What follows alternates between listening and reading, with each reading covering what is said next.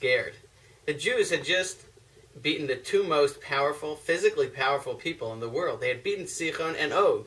Not only had they beaten them, it had been absolutely miraculous. It had been unbelievable. Hashem just allowed them to walk right over these two giants. These two absolutely, these two people who there was no way anyone could beat. Balak was therefore very scared. How could he stop them? And so he had an idea. He had an idea that instead of fighting them on a physical level, we'll fight them on a supernatural level. And he said what we'll do is, we'll hire Bilam. Bilam is known that he can curse. He can curse and get rid of, obliterate, that the Jews will be entirely no more. That was his idea.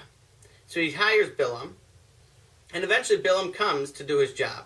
Now, what was Bilam's power? The Gemara tells us that Bilam had a power, which was he knew that there's a moment, just a very brief amount of time each day, when Hashem allows a negative energy into the world. And Bilam knew how to tap into that and direct it at whatever he wanted to attack.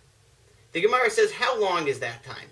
And the Gemara answers, it's the amount of time that you can say the word Rega, Resh, Gimel, Ayin. Just 3 letters. And by doing that, he could destroy whatever he wanted to.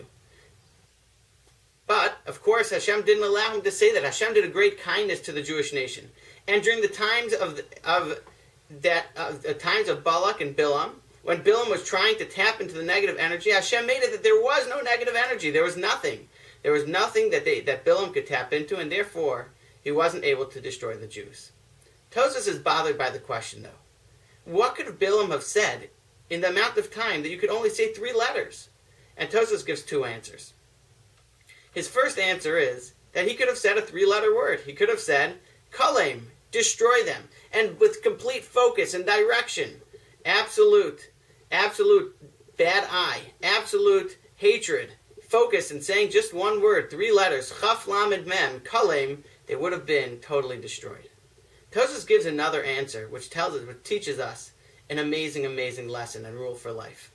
Tosfos says, a second answer, that once you've tapped into that energy, you can now run with it. You can now use that and continue on with that idea.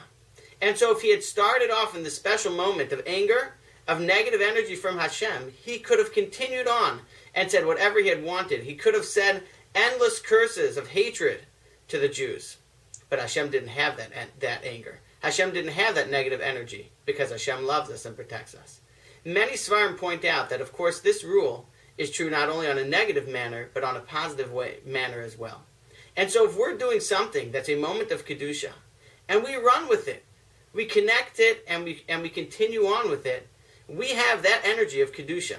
And we can continue on and fill our lives with Kedusha, with a higher level of Kedusha. If we're lighting the Shabbos candles, we're bringing the Kedusha of Shabbos into our home, it's a moment of Kedusha. Run with it. Daven. Don't just light the candles. Don't just make the bracha. Continue to use the energy. Say a tefillah. Pray for your family. Pray for the Jewish nation.